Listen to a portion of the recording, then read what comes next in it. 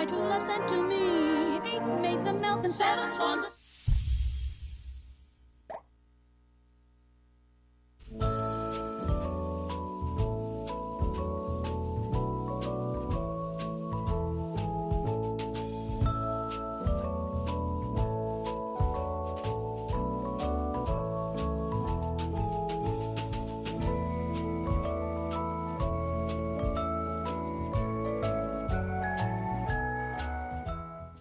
Hello, welcome to Zoe's Treasures. My name is Tracy. I'm here with my husband Noel, and this is our monthly chat show where we talk about tax and accounting for resellers and just kind of like any topic surrounding there. I do have some show notes. I always like to just do a disclaimer that I can't give personal advice just because everybody's situation is a little unique. So I talk a lot in best practices, examples, things to think about, what the IRS does or does not say based on their publications, and just basic accounting principles and functions and stuff like that. However, I am always happy to try to answer any question put in the chat. Sometimes I will say, oh, you got to talk to your personal accountant about that, but I do try to answer the questions in chat. So if you have any, please go ahead, feel free. If you see me looking to the side, just ignore that. That's where my computer is, so that's where I'm reading comments. But if there are no questions, if I don't see questions, I have a list of just kind of basic, a few items here that I'll go through, and we'll just start talking and see what evolves from that. One of the things that I consider it fun that I like to do is I spend a lot of time on Whatnot, in and out of different shows. I probably buy way too much, but I like to keep a list throughout the month of questions. So anytime I see somebody post like a question in the chat that has to do with like tax or accounting, or make a comment or just hear something, I usually will jot it down. I have a little section on my phone where I jot it down, and then I like to bring those questions to you guys and kind of give how I would answer those questions from a accounting and tax perspective. So we're going to start off with some of my questions here until I see if you guys have any in the chat. So I heard 2 good questions this month that I thought were important enough to jot down. And the first one, somebody had said, I think it was a seller I was listening to, and I'm never going to name names. I honestly don't even remember exactly who because I go into so many shows. But I heard someone said, oh, you need to do a lot of giveaways. They're a tax write-off. And oh, I just cringe when I hear those words. Tax write-off makes me cringe. Pretty much because I don't think you should do anything for a tax write-off. And let's break down this theory of giveaways as tax write-offs, just to kind of show you both sides of the coin, and then you decide what is best for you. So yes, in a sense, they are a write-off, in a sense. But let's look at both sides of the coin. So you have an item you're going to give away. You've bought it as part of your inventory, or maybe you won it. Maybe it was a givey that you won. I don't know. But you have an item, part of your inventory. Yes, you did spend money on it. It's listed in your books as an asset right now. And you're going to give that away. You're going to give it away. You're going to end up paying for shipping. Hopefully, I know the thought behind it. The givey is either you're appreciating your buyers, or you're hoping that you're going to do the givey, pay for some of the shipping, and that encourages a buyer to buy something now that their shipping has been reduced because you're paying some of their shipping costs with this giveaway, right? But 1, you have the cost of the item, and then 2, you have the cost of the item and then the cost of the shipping. Okay, there's no chance of making money. You've lost money on that. Just straight up, you've lost, even if it's a $1 item. Even if you got the item for free, you're still, excuse me, let me take a drink. Even if you got the item for free, you're still paying that cost of shipping, a minimum of a couple of bucks. So you've now just made a decision based on taxes, not based on your business goals and outcomes. And this is where I hate that concept of tax write-offs, like, oh, do a givey because it's a tax write-off. It sounds like you're making decisions, or the person saying that is making decisions based on a tax purpose versus a business goal or the direction you want to go with your business. So we already talked about if you're doing it for a tax purpose, do a givey, it's tax write-off, you've just lost money. Probably, $3 to $5 minimum. Right off the bat, you've lost on that givey. Did you gain a buyer? Maybe, maybe not. I mean, unless we're going to do an in-depth study on that, there's two sides, different trains of thought on whether givey's really increase people to buy. Now, let's flip that around. Instead of doing a giveaway, what if you sold that item for $1? What if it's a $5 item that you're selling for $1? You're like, oh, but I'm going to lose $4. You may, but you have a chance of making money. At least it's an auction. At least you have the chance of making money, and the buyer's paying the shipping, if that's the way your settings are. So at least you're not losing money, and you're making a decision that's based on a business. What's your probably underlying reason to be doing this anyways? I know some people just like the activity, some people like a hobby, but for most of us in general, we do it to make some money, right? Regardless of what you're making money for, we do it to make some money. So decision number 1, do it as a tax write-off. You're losing money, guaranteed. Decision number 2, you have a chance of making money. Doesn't decision number 2 seem to line up with the overall kind of underlying function of why you're doing business, to make money? So that's my 2 cents on do giveaways as a tax write-off. I don't think doing anything as a tax write-off is the best decision. There may be certain circumstances. You can never say something absolute. So there may be some unique circumstances. In general, I don't think doing anything for solely tax purposes is the best decision. I think you should make your business decisions along the lines of what's best for your business as a whole and what's best for your business growth, goals, objectives. All right, let's see. No questions, so I'm going to keep going. The other question I heard today, and now this is a really good one. So I didn't hear today, sorry, I heard throughout the month. What do you do with your old inventory? We all have it. We all have those items where, we got excited when we saw it and we bought it and we're like, oh, this is going to be a hit. People are going to love this. And you list it on a show and it doesn't sell and you're like, this is a great item. And so maybe the next show you reduce the price, you list, you show it again, you're talking this item up and it doesn't sell and you're like, what's going on here, right? I have a lot of those items. So eventually, time goes by and they're sitting on the shelf and sitting on the shelf. And we just get to a point where we're like, okay, I don't think it's going to sell. So what do you do with it? I put down a few things. Maybe you guys can come up with some other ideas too. But I listed kind of some options here on what I would do with my old inventory. So 1, list it if it's not listed. Put it in your bin. Put it on other reselling websites or other platforms. So list it. It can never be bought if it's not listed. So absolutely get it out there, at least into the world. I've had items literally sit there for a year. I don't like to admit it because I usually like to turn my stuff around quicker than that. That all of a sudden out of the blue someday on another platform I get an order for and I'm like, wow, I've had that listed since last year and then finally somebody bought it. So list it. The other thing is continue to show it. And I mean like in your live auction shows, continue to bring it up. Have it in the background. Maybe you're not like physically like holding it up and describing it, but maybe it's in the background. Maybe it'll catch somebody's eye. And then keep showing it. And I know there's like a lot of controversial thought about putting the same items. And that's like a hard one. Even for me, I struggle with that all the time. Like, how often do I show the same item? I don't want my buyers to get bored. I don't want them to, come into the same show and see the same thing all the time. But I do. I'll pull something out from 3 months ago and throw it in a show and be like, hey, check this out. You get different people coming in all the time. To me, it's the same concept of running through your same items more than one time during just one show because people come and go and come and go. So, and these are just my thoughts. List it, show it, increase or decrease the price. That's a good option of something for this old inventory that you may have. Oddly enough, and I'm not sure, and I think it would be an interesting topic to do some reading on. I know there's scientific, maybe scientific, not the word, but there's theories behind this. Oddly enough, increasing a price sometimes will make something sell. Really weird, but I have done it on some of the other platforms. I don't do it on Whatnot too much because to me, I find Whatnot, I try to bring the best deals I can possibly offer to people. But on some of the other platforms, if I have something listed for like $12 and it's not selling, even if it's a good price, I'll go and list it for up the price to 14 or 15, maybe not drastically, and lo and behold, it sells. It's happened time and time again. Now, it's not like 100% it's going to happen every single time, but I have found sometimes increasing the price works. Or then maybe decreasing it. Maybe you're way overpriced on it. Maybe you need to come down. So trying one of those, redoing pictures, redoing descriptions, the kind of common things as resellers for online platforms that we would normally think of. But here's the last one. Here's the one I want to talk about that ties into your taxes and your accounting.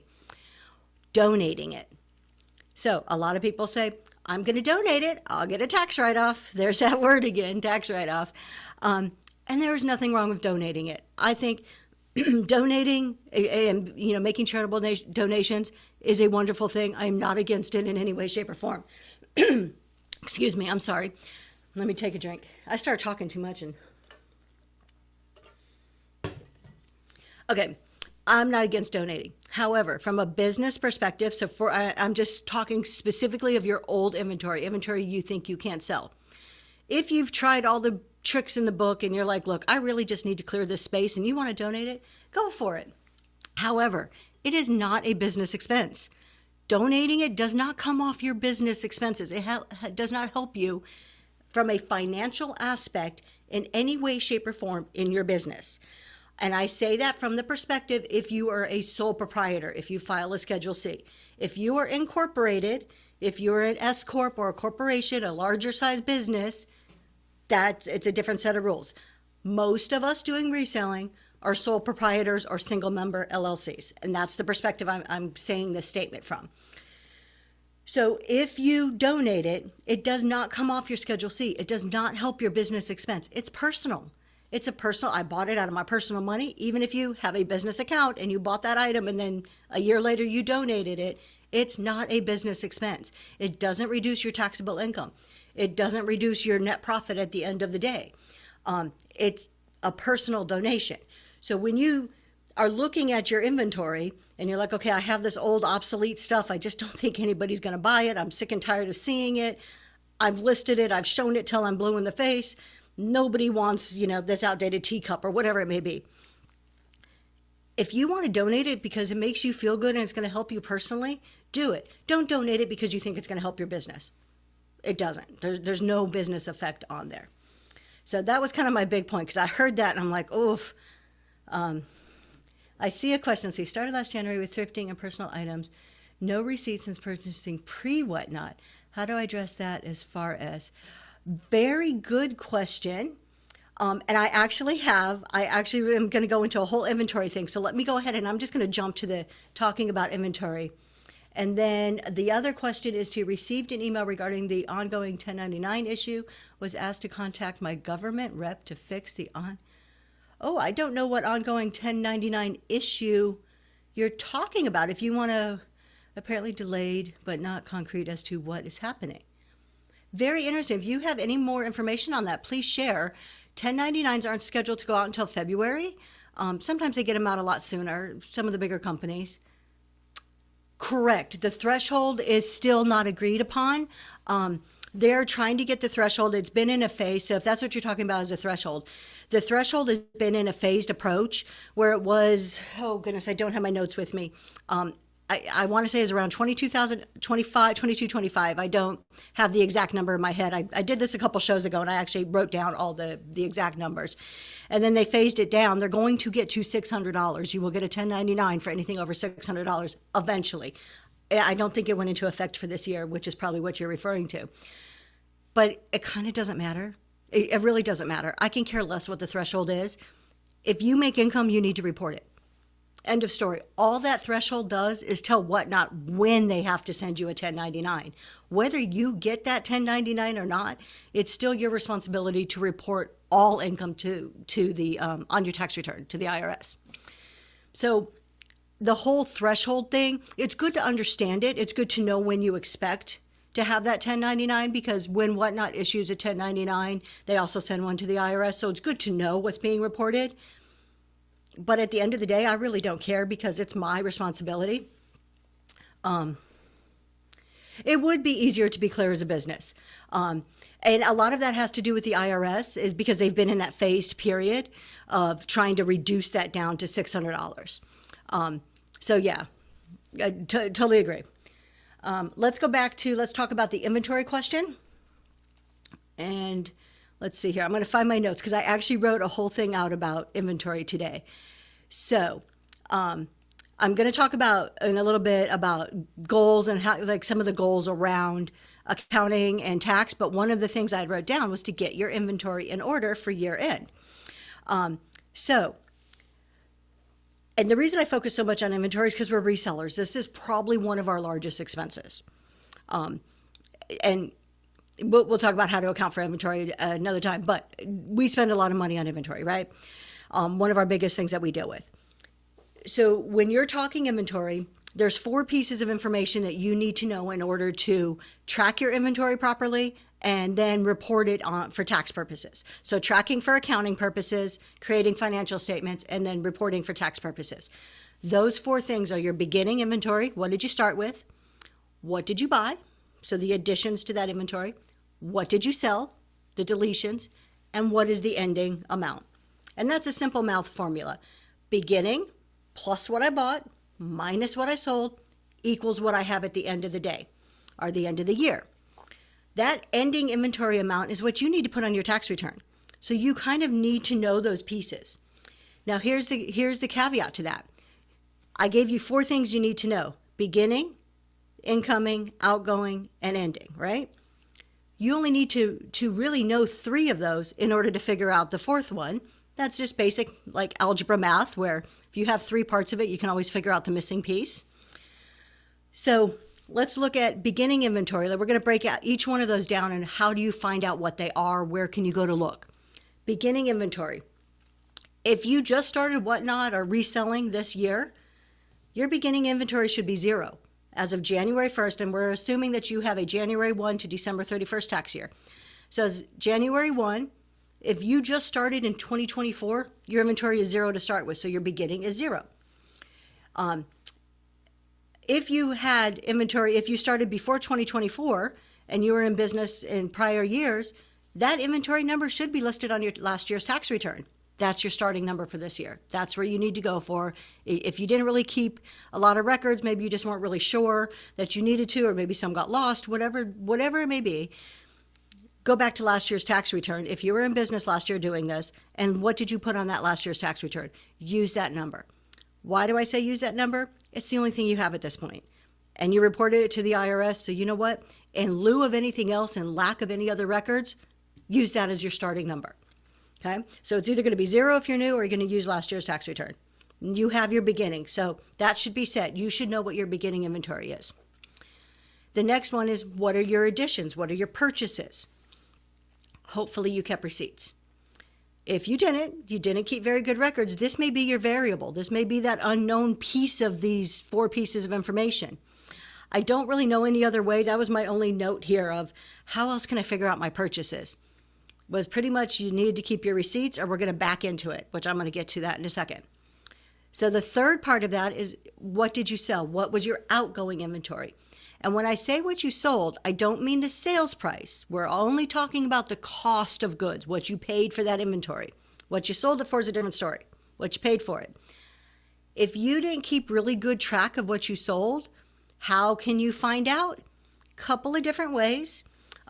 So 1, record keeping, either you kind of kept track. 2, the other suggestion would be to use records from, like, go through Whatnot and the other online platforms and look at what you sold. Now that's going to be the sales price, and you're going to have to like jog your memory and say, oh goodness, I sold that, that shirt, and I probably paid X dollars for it. So you're going to have to figure out what your cost was. So it's a little bit of recreating your steps for the sold if you didn't keep records. That's 3. Now 4th is your ending inventory. We already talked about that. Ending inventory is the formula, or here you go, December 31st, or close enough to it. Go through and do a count of your ending inventory. It's there. It's physical. You have it, right? Get a computer and Excel or a piece of paper and a pen and start going through item by item and writing down what you paid for it. How do you know what you paid for it? 1, it may be a best guess if you don't have a record. And I would go very, very conservative. If you're doing a best guess, I would use thrift store value that you can probably substantiate. Like if the IRS were to ever question you, and you can say, this coffee mug sells for $1.99 at, the average price at Goodwill. So I would be very conservative if you're trying to recreate what you paid for it. Definitely don't overvalue. Don't put the sales cost. Don't put what you can get for it. It's what you paid for it. So you can go through, all of your Whatnot records, go through everything that's sold and try to figure out it that way and recreate your ending inventory. And now you got a list, and now you have a starting point. You know what your ending inventory is. Let's see. A lot of my inventory that is unlisted or unsold yet came from family or I had for years. How would you even begin? All right, so this is a topic we covered in the last show. So I'll touch on it here, but it might be a good one to go back and watch. If your inventory is personally owned, if it's not something that you purchased for the sale of your business, if it was grandma's china that got passed down or just a bunch of decor things grandma had and now it's vintage and it's worth something and now it's yours, or mom had it when you were a kid and she's like, look, I'm cleaning out the attic, take all this stuff, mom thinks it's junk, take it, I'll go sell it in your business. You didn't really purchase it for your business. These are family heirlooms. Those aren't reported as part of your business. Now, if you gave grandma or mom some money, said, hey, you know what, let me give you $50 for this stuff, now you've established a sale on purchasing things for your business. Bring it into the business. That's easier. But when it's like family treasures or heirlooms or things you've inherited or things you've collected over the years, like maybe you've collected, baseball cards since you were a little kid and now you're, middle age and you're like, wow, I've got thousands and thousands of cards. I really don't need them. I don't know what to do. I'm just going to sell them. They're worth more to me to sell than to keep. Those are collectibles. Those are all reported on your personal tax return. So either normally like a Schedule D or a Schedule A. So those ones are a little bit different. When I'm talking inventory for your business, it's really stuff that you have purchased for your business. Now, a lot of times I will go sourcing, various thrift stores, estate sales, auctions, where we all have a whole handful of different places we go. And I'll bring stuff into my house, clean it up, get it ready, take pictures, get it ready to list. And while I have it listed, and we have a raid, the Red Rooster, thank you so much for coming in. Welcome, everybody. I am Tracy. This is Zoe's Treasures. I'm going to get right back to my topic here, but you have joined our tax and accounting chat show. We just kind of talk all things tax and accounting for resellers. Right now, we're talking about inventory. So back to inventory. So what I was saying is I'll buy stuff, get ready to list it, maybe put it on a couple of sites, but instead of sticking it on a shelf in my basement or like in storage somewhere, maybe it's a beautiful vase. I'll put it on my, on my dresser in my bedroom or in my living room. It's still a business because I'm using it for personal enjoyment for a little while. Doesn't mean it's not a business expense. So it's really that intent. It's how you acquired it, on how you account for it at the end of the day as tax purposes. So anything I purchase as inventory this year would be my start. Correct. If you just started this year, if in 2023 you really didn't do this, I mean, you could have been looking into it and stuff, but you really didn't resell, your starting inventory would be zero. And that kind of makes it easy. So just to recap, so there you go. It's zero. Now, when you sell family heirlooms, that's more of a Schedule D thing. So we can, again, go back and watch the show I did last month, talked about that in depth, about like how to report that on a Schedule D when it's like family heirlooms. I really went into a lot of examples. And it's on YouTube. I think my husband's putting it up there right now on the screen. So yeah, so if you can watch it on Whatnot, I think they're all up there, but they're also on YouTube. If that's easier, it doesn't matter. All right. What was that? Oh, inventory. I can lose my train of thought, y'all. I say rabbit and I'll go down rabbit holes. So just to recap, knowing your inventory, 4 parts of it that you need to know and keep track of. And really, if you don't know one of those 4, you can back into which one you don't know. So what did you start with? What did you add? What came out? And what's the end? So usually you can recreate that.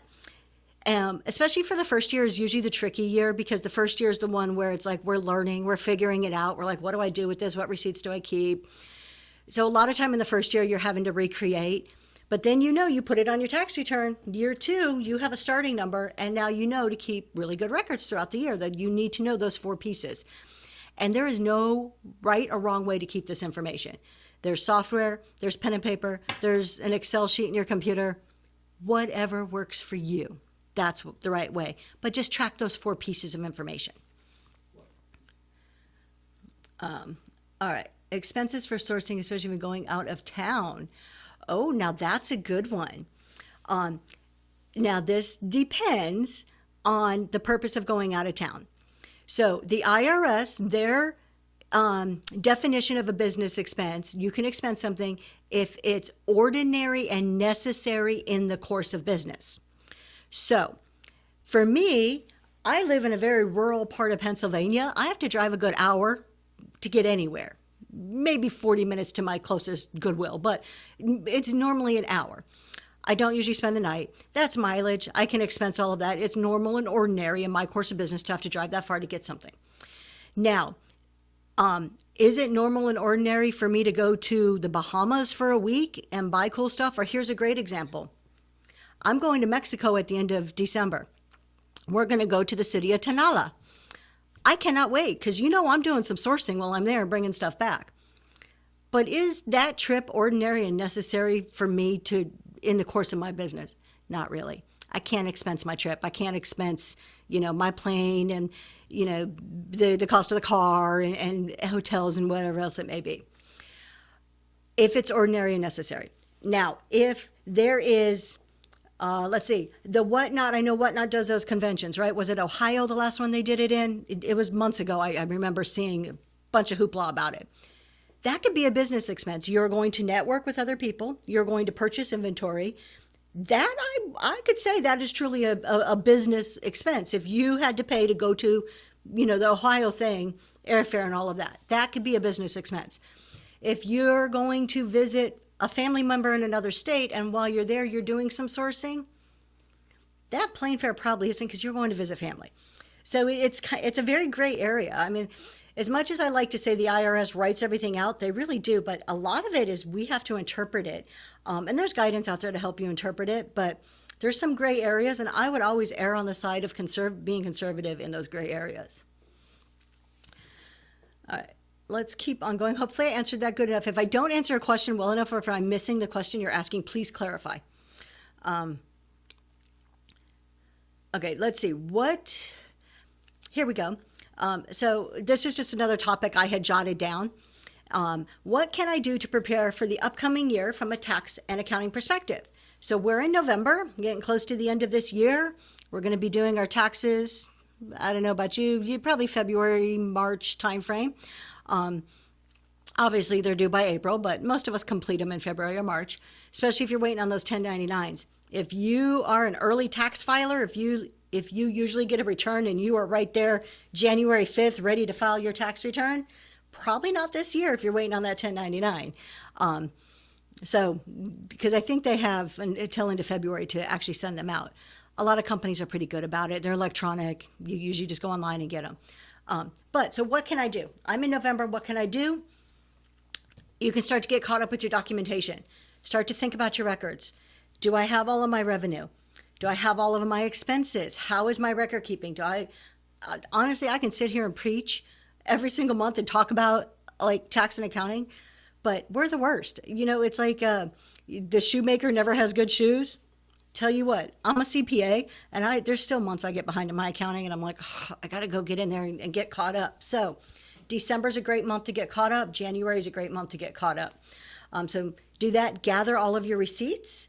If you have the receipts, hopefully, gather those receipts. And don't forget just about paper receipts. Banks, sometimes you just don't get receipts. You can have like subscriptions to things. I have is it Vendu or Vendo? I don't know how to pronounce it right. That's a subscription. They don't really, I think maybe they email me a receipt, but I don't print it.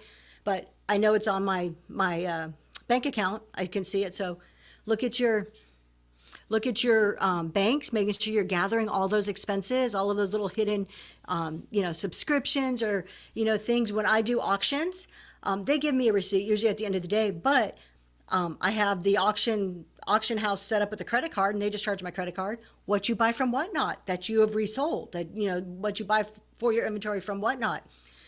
You don't really get a receipt. Some sellers don't put packing list or whatever in there. So look through your bank statements, look through your credit cards, however, you use to buy things so you're not missing stuff. And the subscriptions are a big one.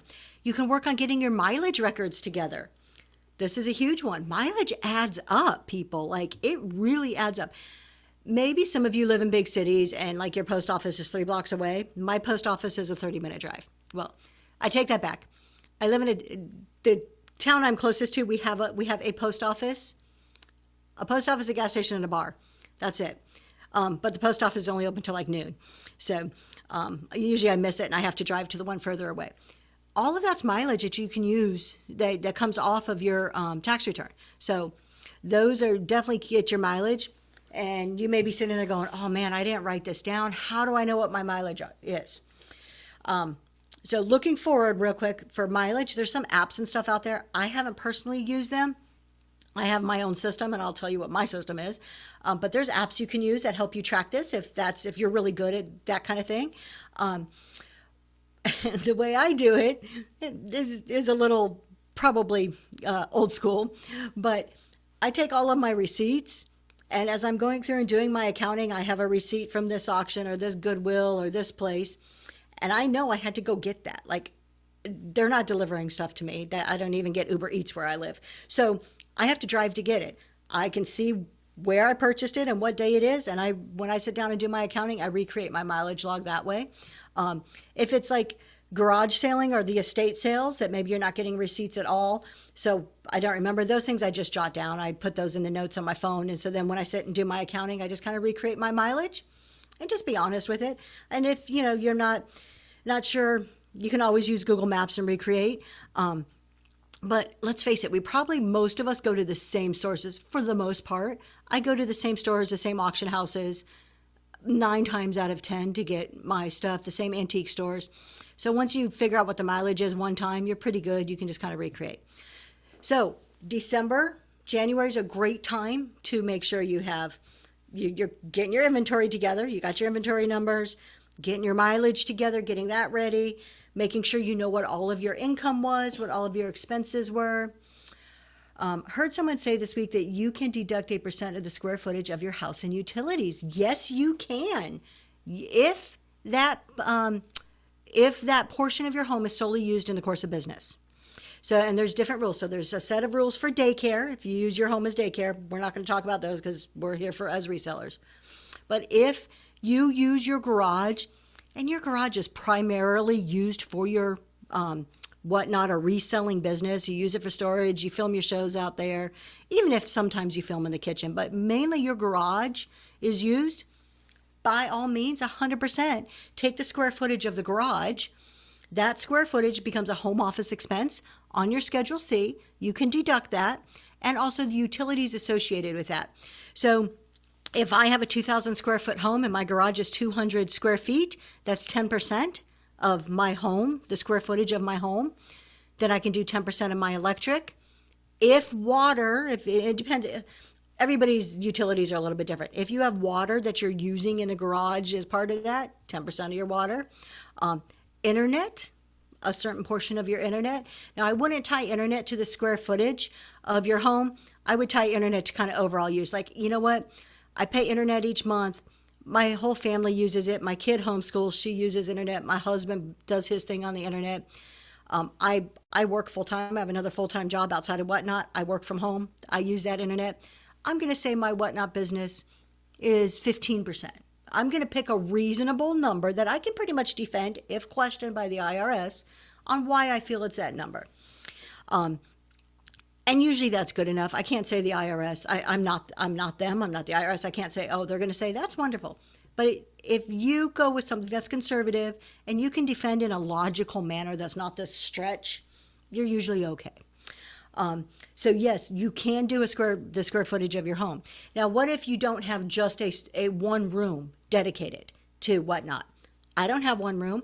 I'm sitting in my basement. We have a finished basement, and we have installed a curtain. You can see this is a wall here, right over to this side of me is my guest bathroom. We have just portioned off a part of our basement that we use solely for our reselling business. I have a little photo booth over to the side of me that you can't see. My husband is sitting right over on the other side over here. I'll take the square footage of just this piece of my basement and use that on my tax return, because I can fully support that this part of the basement is used for my business purposes. Now, I also have another part of the basement where I have bookcases and I store a lot of stuff. I'm not going to count that. To me, it's minimal.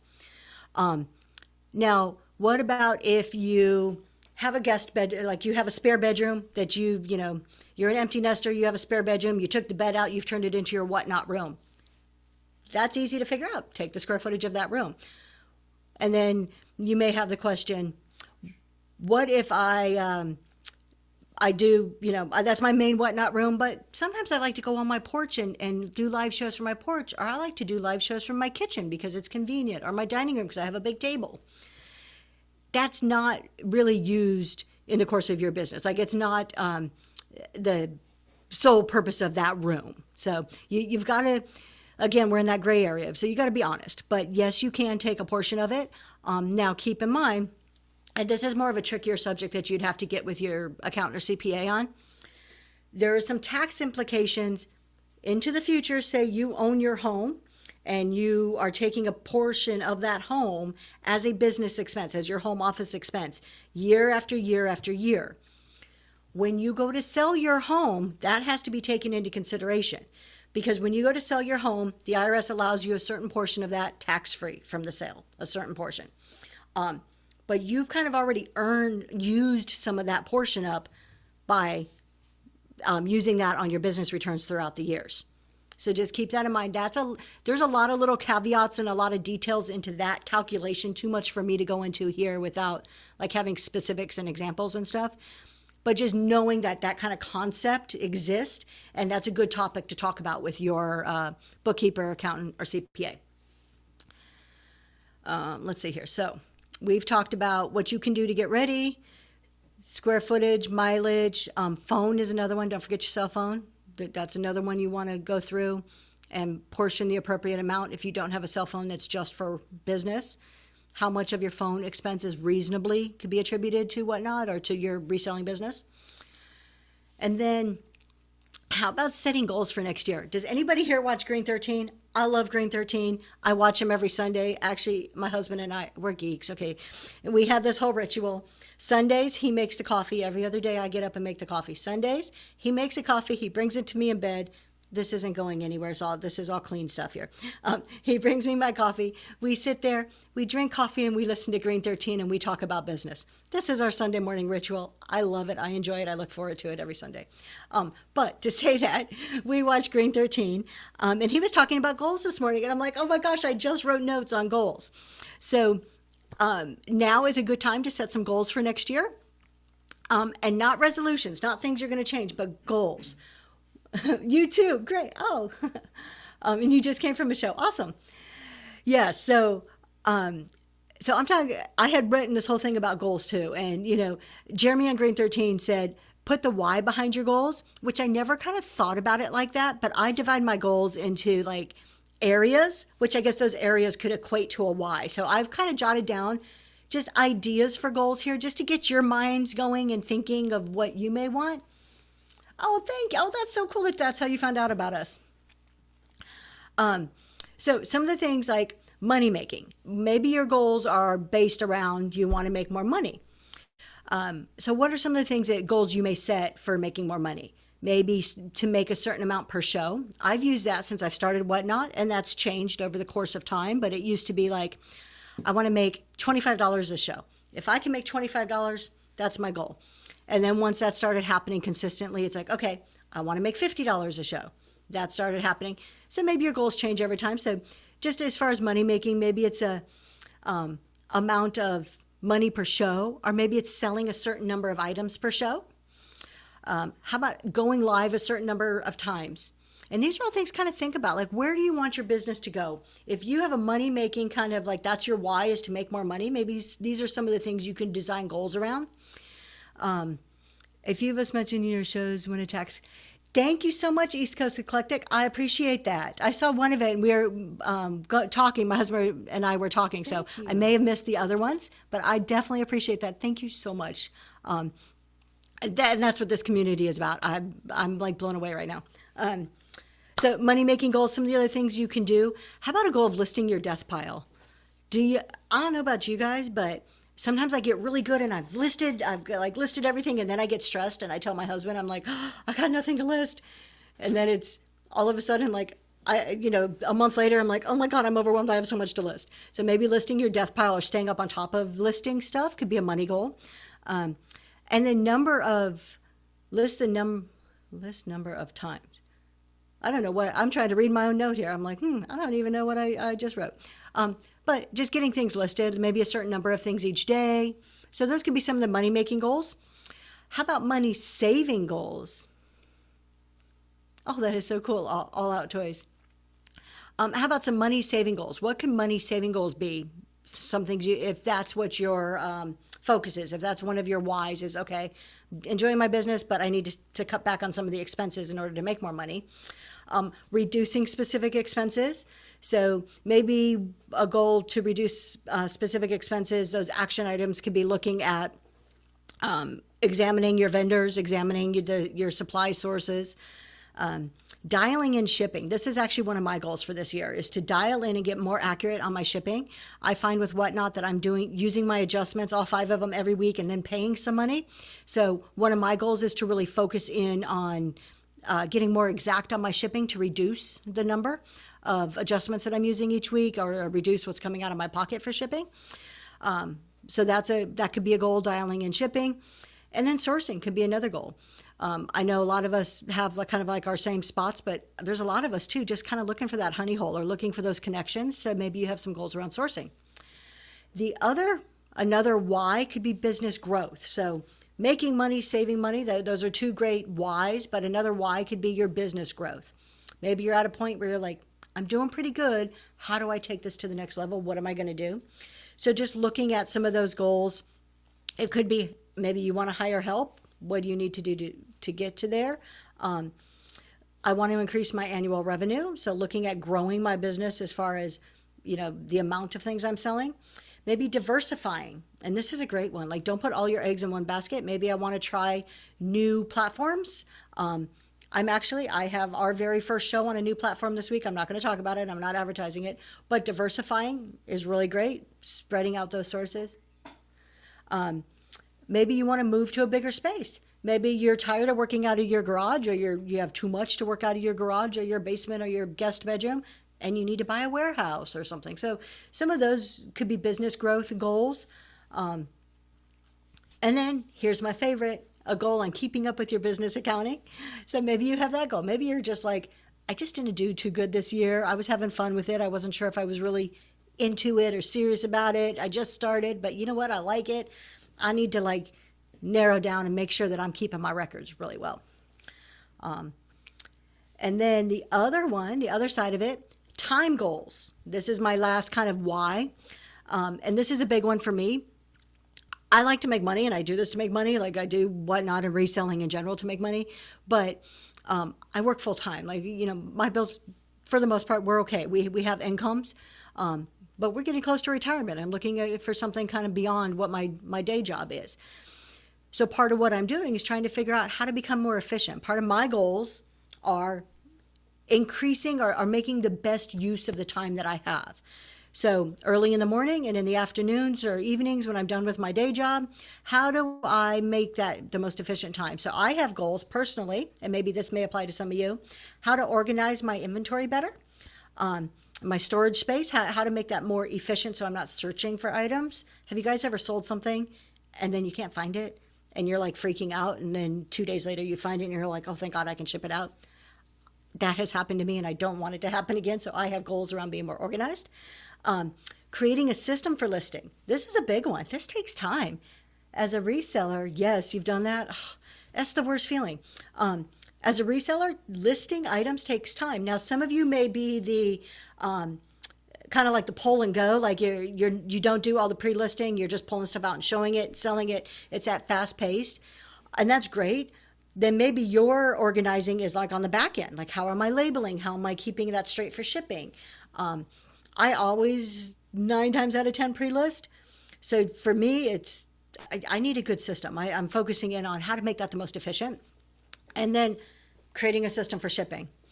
That's the evil of reselling. I know I've heard some resellers be like, I love shipping. It's relaxing. And it's probably my least favorite part of reselling. I do it, and I do it the best to my abilities. I try to pack everything very well, but it's probably not the part that I enjoy the least. So to make it more enjoyable, I put Whatnot on my phone, and I put it on there, and I'm watching shows and usually buying stuff while I'm packing. Overwhelming. Yes, overwhelming. So that is kind of, just different areas that you may think about going into the new year, and all of that at the end of the year, like, and it doesn't have to be a whole year goal, but as you reach these goals, all of these will help with your accounting and tax, because the more organized you are, the more you're keeping track of your revenue, your expenses, the more focus you're putting on those areas, the better off at the end of the year you're going to be financially organized, and ready for the next year. So that's kind of my year-end wrap-up. We've talked a little bit about inventory. Let's see here. Here's a good one, and this is a topic I haven't talked about. Where are we on time? Oh, we're perfect on time. Let me just get a little drink, and then we'll go to my other topic, and while I see if you guys have any more questions. Okay, how do I pay myself? I may have touched on this on the last show. I don't remember. It was on the notes I had from my last show when I was reviewing them this morning, and I'm like, you know what? I'm going to talk about it again because I don't remember if I really dove into this. So we all do this pretty much to make money, right? So how do you pay yourself? How do you get money back out of that? So first off, I want to talk, again, I'm going to just clarify that I am talking from the perspective of a sole proprietor, single member LLC, not like a corporation. We'll get there. That's my last point on paying yourself is as a corporation. But just as an individual, you file a Schedule C in your tax return, sole proprietor. And we have somebody who unlocked bronze. Thanks for hanging out. Welcome to bronze level.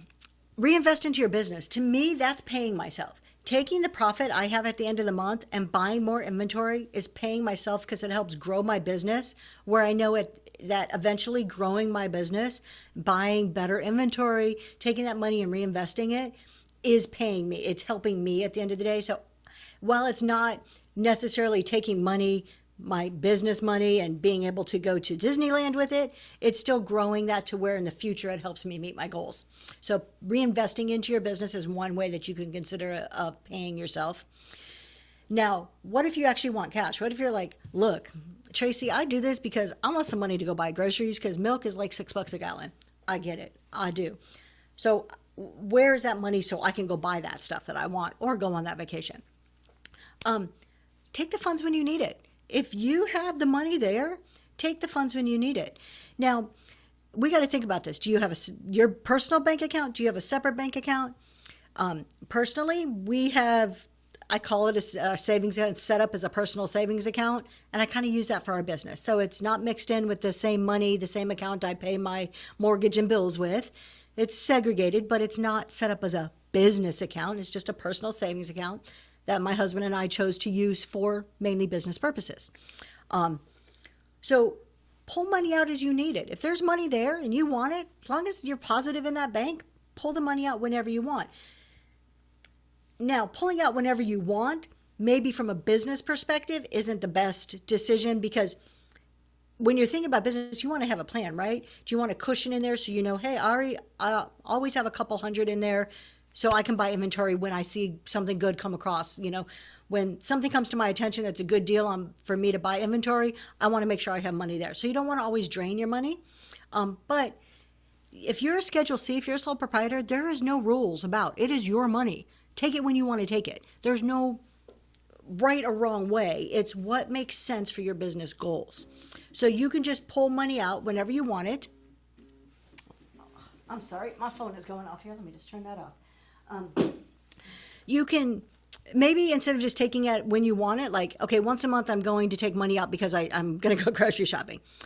Set a percent or a dollar amount that is taken out on a regular basis. Okay, I'm going to take out $100 a week. Well, if you plan that, you say, okay, I want to take out $100 a week, well, then you need to make sales enough to cover that after the cost of all of your expenses, right?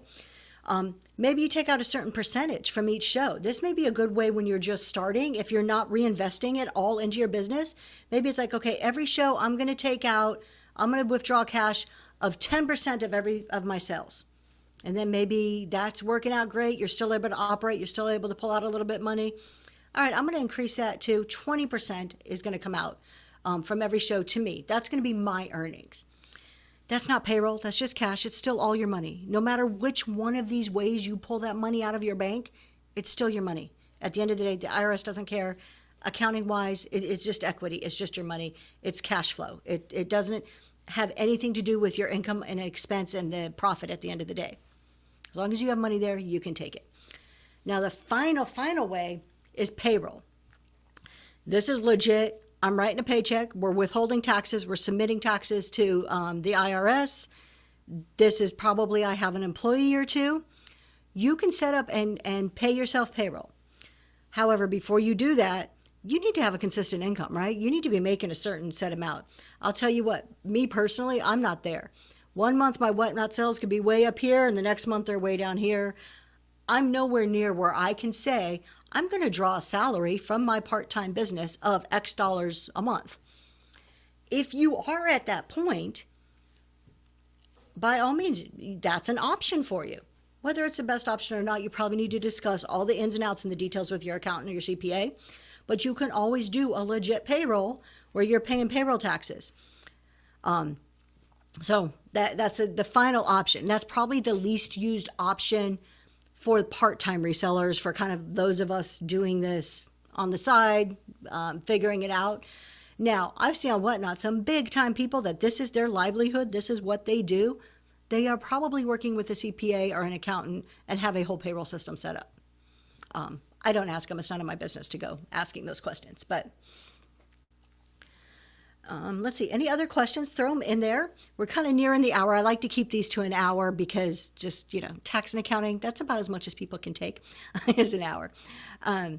I do want to talk about, there is no show in December. My next tax and accounting chat show is in January, mainly just because for the first time in quite a few years, we are going on vacation. We're going to Mexico. We're going to go visit family down there. We're going to spend a couple of weeks, and I'm super excited about that. So I couldn't fit it all in. My daughter has 3 cheer competitions. I think between now and the time we leave, it is just packed full of activities. So next show is in January. But in January, so for 2025, I was going to do like a 2025 financial challenge. And my husband's like, no, nobody likes the word challenge. Nobody wants to you to know their business. And I agree. I don't want you only share what you're comfortable sharing. And that's totally cool. But I just want to encourage people to give them tools and tips. That's the whole reason I'm doing this, tools and tips to just try to encourage good accounting, getting ready for taxes, making it as easy as possible. This is I'm a CPA, so this is my world that I live in. But I know a lot of people that's not their world.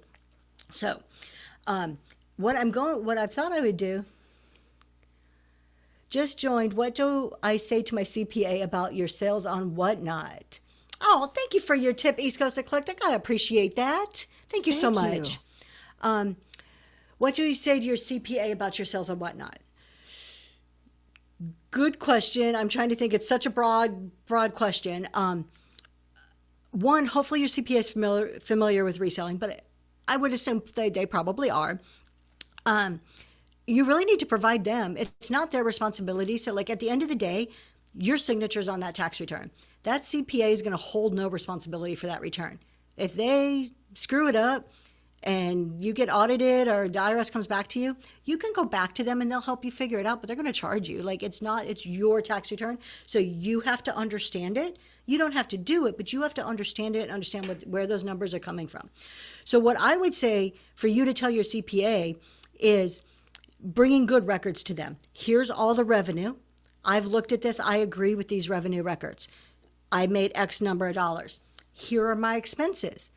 The CPA is really to fill out the form to guide and give you professional advice.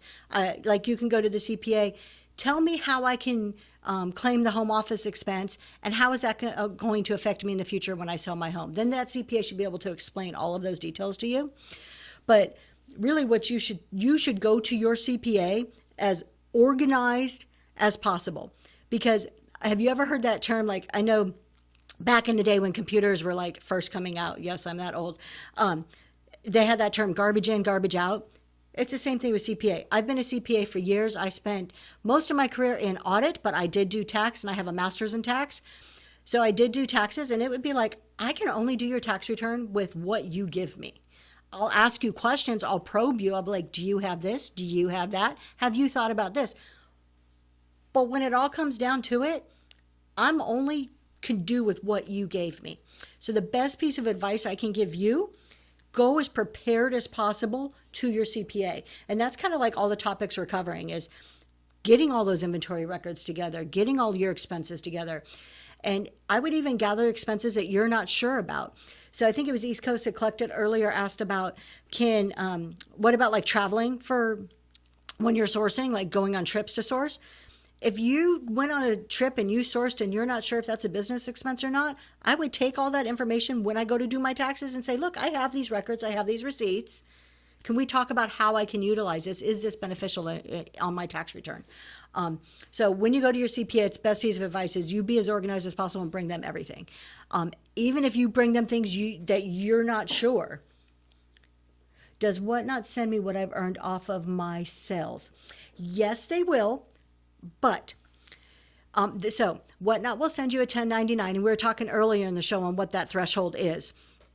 So once you cross a threshold, anywhere from 600 to 20,000, I know that's a wide thing. I just don't have the exact number in front of me on what it is right now. They will send you a 1099.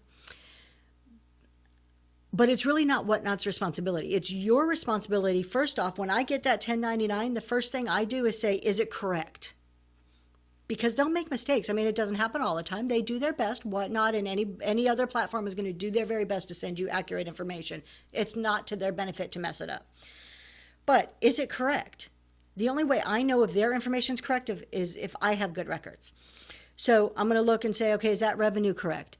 Whatever other number. In January, we're going to go through a 1099 in detail. So I was going to get to that in a minute. But so it's still your responsibility to keep those records. And just because they don't send you the 1099 doesn't relieve you from having to report that income. So you still need to know what that income was. But yes, they will send you something if you reach a threshold. Okay, so back to 2025. Instead of like an actual like challenge, I mean, I'm always going to encourage you guys to keep good records, do this, do that, and I'll have little things every single month of tips and tricks, and I'll keep up with the questions that I hear and address those. But I did want to kind of have a goal for the year to go through all the different aspects of how to create a basic set of financials, how to create your profit and loss statement, and a balance sheet. So those two things are kind of like the main two statements that you have in a set of financial statements. There's a lot of other things, but those are the two main ones. That is, us as resellers would be really focused on. If you go to a bank to get a loan, you want to buy a house, you want to get a car, I mean, all of these things where you're wanting to borrow money for some purpose and you want to use your Whatnot income or your reselling income to substantiate, hey, look, I make this much money, I can pay you back. I want to borrow some. I can prove I can pay you. They're going to ask for some set of financial statements. So my goal is throughout 2025 is to bring to you guys financial statements, or like how to do that. We're going to break them down. So January, I want to talk about interpreting your 1099 because it's tax season. Let's make sure we understand it and what to do with that. And then February, I'm going to talk a lot about your Schedule C. Now we're about to file taxes. We're going to go over the whole Schedule C. It may be a longer show. We're going to go over the whole Schedule C. And I see some questions. I'm going to address them in just a second here. And then we're going to start in with like March, different ways to keep books. And then we're going to look on your profit and loss. We're going to talk about revenue. We're going to talk about expenses, how to create that profit and loss. Then as we get down into the summertime, we're going to talk about assets, inventory, liabilities, equity, and how to create your balance sheet. So by the end of the year, we would have broken down these statements into all its little pieces, and you're really going to understand every little piece and how to create those. Let's see the questions. Do you have recommendations on what to use to help track expenses and sales when just starting out? Something easy and cheap. Easy and cheap, paper and pencil. You don't need anything fancier than that. Now, I use Excel spreadsheets. That's what I use. There's QuickBooks Online. There's 3 or 4 other ones that I've heard names of. I just haven't tried them out myself. Any of these systems, anything when you go online and you search like reseller software or online bookkeeping or anything like that, they're all going to basically function the same way. It's just what bells and whistles each one of them wants to add on to their package. But all of them are going to track your revenue and your expenses. Some of those you have to pay for licenses for, and some are free. You don't need anything fancy. but it's really your choice. I mean, like really, I'm not going to say one is better than the other because I just don't. I use a very basic Excel sheet. I find that works for me. You need to find what works for you. I would suggest just starting out to do something more simpler and free, which is just, you can just write it down. You can write the date, the expense, and what type of the expense type. Inventory, write down when things come in and when things go out. Let's see. And I'm looking, do you record? Oh, we got the YouTube. So yeah, I would say basic stuff. Now, I'm assuming almost everybody has a computer these days, a laptop. I'm just an assumption. They're almost as standard as having a TV or a phone in your house. But remember, let's think back when I talked about getting your records together. If you've bought equipment this year for your reselling business, a computer for bookkeeping, if you are paying for an online online subscription to I think QuickBooks Online charges you. Some of these other ones probably charge you. All of that could be put as an expense for a business expense. But your record keeping system, and we will coming up in the new year, I'm going to research and probably have a list of different ones and kind of pros and cons of them. But it's whatever works for you, And I would say start simple. Start with something. And here's the biggest hurdle. Not even simple, something you can maintain. I don't know about you guys, but even as CPAs, it's not something that I'm like the best at maintaining, of like dedicating my time to. I love the sourcing. I love being online. I love doing shows. All that back end stuff, it's like, come on, it's like, oh, I got to do it. So find something you can maintain. Same for keeping your mileage. Some people use those little apps on the phone if that's easier for you, if you want to write it down.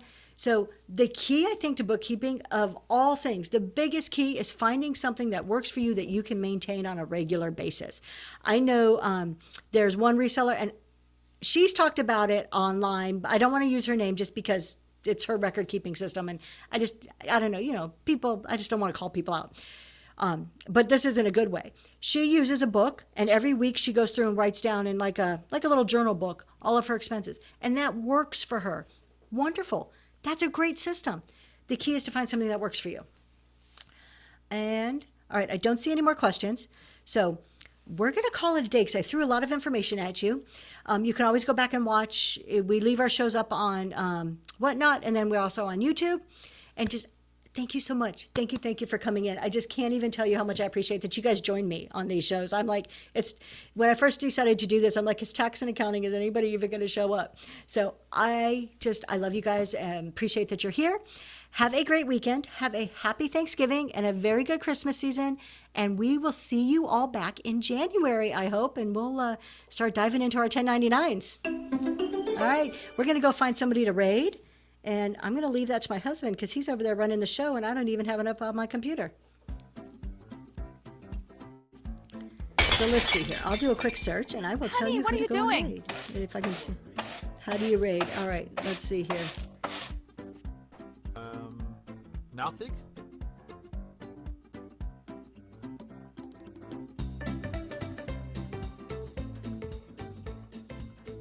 Or is there another community show? Let's see if we can find another chat show.